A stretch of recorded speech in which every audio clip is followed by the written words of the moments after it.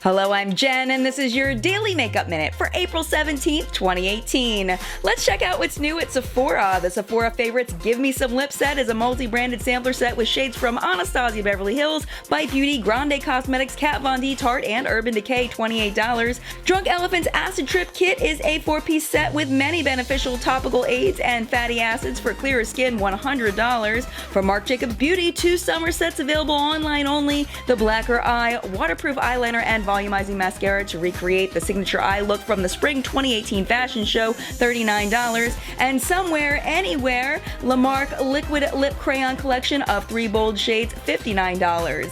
And finally, the Fenty Beauty Lil Match Stix Duo Mini Shimmer Skin Stick Set is a tuckable set to highlight, bronze, and enhance on the fly, $22. That's it for now. We'll see you here same time tomorrow. Look for Makeup Minute Extras on my Instagram. And don't forget our full-length weekly newscast, What's Up in Makeup, every Sunday morning on YouTube.